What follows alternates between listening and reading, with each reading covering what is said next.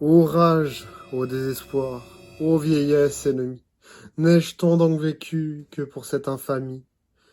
Et ne suis-je blanchi dans les travaux guerriers que pour voir un jour flétrir tant de lauriers? Bienvenue sur la chaîne Humain. Nous allons parler d'un sujet qui touche beaucoup de personnes. Et oui, le sujet de la vieillesse. Vieillir, un thème qui nous touche tous. Comme je vous le rappelle, j'ai 35 piges. Alors on va dire que je suis dans la pleine force de l'âge. Et bien pourtant, en quelques années, je commence à sentir qu'un changement s'opère. Terminé la vingtaine où je pouvais courir, sauter, grimper comme un lapin, faire des nuits blanches, m'empoisonner le foie, me remplir l'estomac de pleine nourriture sans avoir de soucis de digestion. Et à cette époque, quel corps d'athlète! Enfin bon, j'exagère. J'exagère un peu. Mais c'est vrai, les kilos se perdaient très facilement. Et puis, la sexualité, la libido, n'en parlons pas. Et oui, j'ai que 35 piges. Un jeune, comme diraient les vieux. Pourtant, je me sens déjà vieux. C'est un étrange phénomène. Social, culturel, psychologique, alcoologique. Je sais pas. Après mes 25 ans, soudainement, c'était un jour de vacances. J'ai été pris d'un vertige, première fois que cela m'arrivait. Puis une douleur qui me traverse au niveau de la tête. Et puis, plus rien. Quelques jours passent. Et dans le cadre de mon travail, je commence à avoir de grosses migraines. Quand on est hypersensible, on peut avoir tendance à être hypochondriaque. Alors, je fais une batterie de tests. J'appelle même le 15 en pensant que je fais un AVC. Je commence à chercher sur Internet toutes les raisons, tous les symptômes qui peuvent s'associer à mes migraines, à mes douleurs. Et pourtant, rien. Petit à petit, la douleur commence à s'immiscer dans ma vie au fur et à mesure que je prends de l'âge. Le sport que j'adorais, je finis par arrêter. Tout en douceur. Et puis soudain, les céphalées commencent par se transformer par des douleurs au niveau des cervicales, des craquements, au point que je me mets à craquer mon cou une trentaine de fois par jour, ce qui permet de soulager les douleurs. Et comme je suis hypochondriaque, je vais sur Internet et puis je regarde, craquer son cou, ça peut provoquer un AVC. Donc rebelote, je m'angoisse de nouveau. Alors je prends de l'alcool, des anxiolytiques, des médicaments, forcément, quand on est dépressif.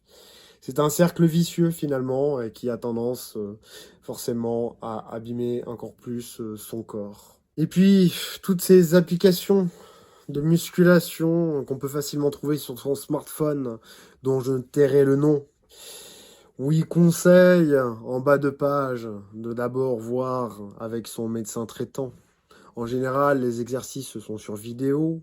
On a des personnes qui prennent de la masse musculaire en quelques mois. Tout paraît simple. Alors, après avoir effectué plusieurs exercices, et peut-être sans doute mal exercé. Je pense que peut-être que c'est une des raisons aussi de mes douleurs qui se sont accélérées. Je prends rendez-vous avec mon médecin. Et puis, qu'est-ce qu'elle me répond? Vous avez peut-être un début d'arthrose, monsieur, mais c'est quand même assez jeune pour une trentaine d'années quand même.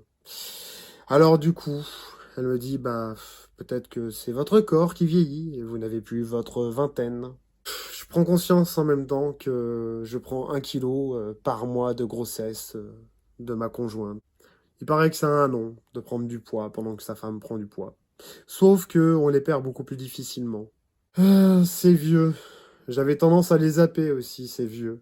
Les considérer comme des grabataires, des je sers à rien.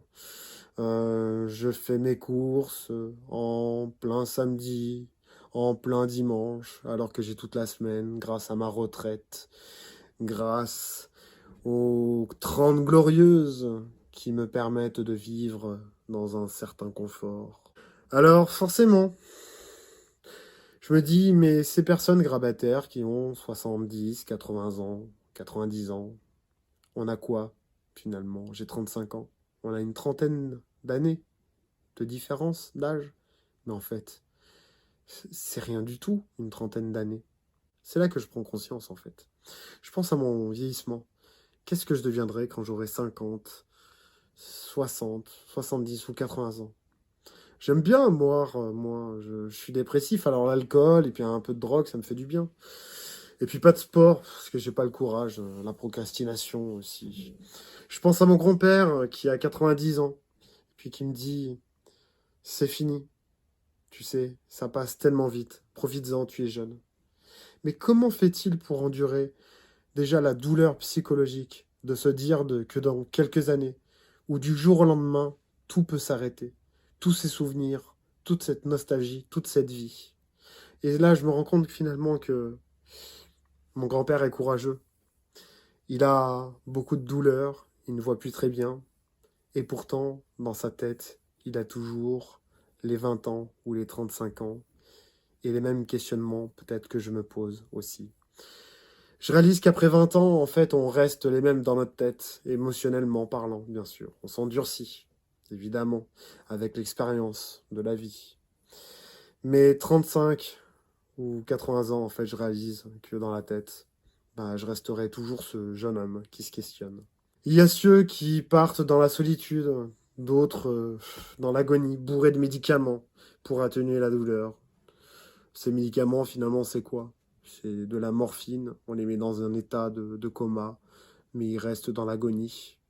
C'est ça aussi le système d'accompagnement au décès, en France en tout cas.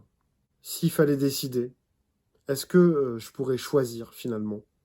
Si un jour j'ai trop mal, que ce soit psychologiquement ou physiquement, si finalement mon esprit a fait son acheminement grâce à l'introspection qui s'opère au fur et à mesure du temps, est-ce que je peux avoir le droit de choisir ma mort?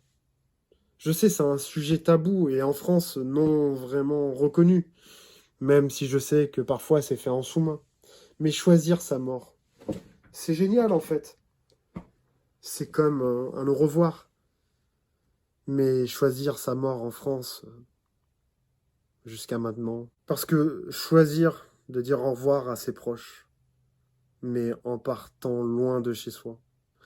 Dans des pays qui ont compris qu'à 80, 90 ans, on est toujours cette personne d'une vingtaine d'années dans la tête, dont le corps est fatigué. Et puis, merde, pardon, si l'esprit se sent prêt, alors, ça serait pas un peu la plus grande des libertés, après la non consentie de nos naissances, de pouvoir enfin pouvoir choisir de partir en paix. Merci de m'avoir écouté sur la chaîne Humain et à bientôt pour de prochaines vidéos.